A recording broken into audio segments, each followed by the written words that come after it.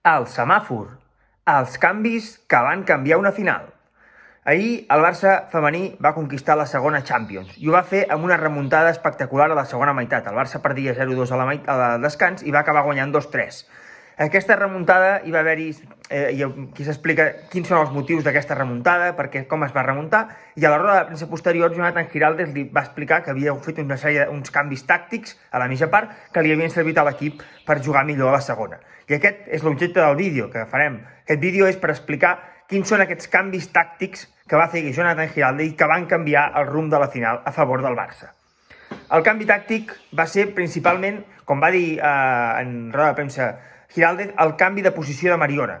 Ho veiem en aquesta primera imatge. Mariona a la primera meitat estava jugant més al mig que no a la banda. Per tant, la banda on havia d'estar Mariona, que era la banda esquerra, estava buida perquè pugés Rolfo. I en canvi Mariona es situava més al mig del camp, ajuntant-se amb les migcampistes. I mentre que Salma Paralluelo jugava en l'àrea, en davantera centre.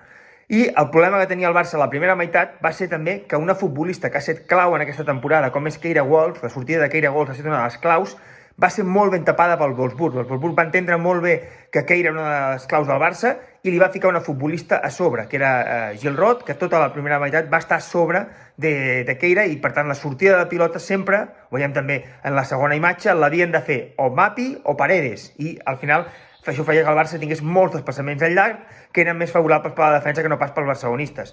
Al final, aquest era el problema, que en aquesta posició de Mariona no hi havia l'extrem, la lateral de la banda esquerra només tenia que ocupar-se de Rolfo, per tant, hi havia una de les centrals que podia sortir, si volia, a buscar a Mariona, o que Mariona l'agafés una migcampista i, en canvi, que les dues centrals quedessin enrere i que llavors una de les dues pogués cobrir les arribades d'Aitana, perquè era la que estava també jugant també pel mig, però també molt juntes amb Mariona. O sigui, Aitana i Mariona estaven massa juntes, que és el que va dir Giraldez, que és aquest canvi tàctic.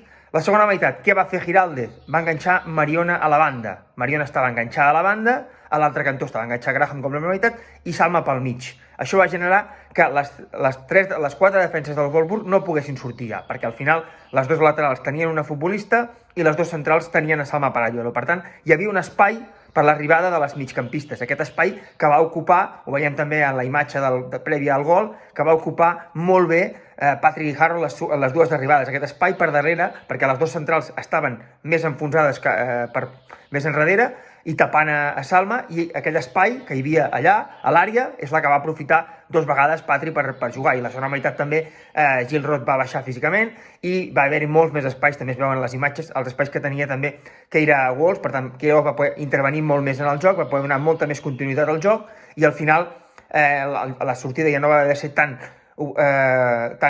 per part de Paredes o de Mapi. El Barça va millorar moltíssim amb aquest canvi tàctic que va situar, com diem, a Mariona en banda i va deixar molt més espai per les arribades, tant de Mariona, tant de Patrick, que va fer els dos gols, o com si havia de ser també d'Aitana. Per tant, aquest canvi tàctic va ser una de les claus de la final, perquè al final el Wolfsburg va aconseguir controlar molt bé el Barça aquesta primera meitat per aquesta posició que diem, per aquesta posició en què Mariona i Aitana estaven segurament molt juntes, hi havia pocs espais allà, i en canvi a la segona meitat, amb Mariona més oberta, els espais per arribar de segona línia van ser molt més grans i el Barça va poder fer aquesta remuntada que li va donar la segona Champions de la història.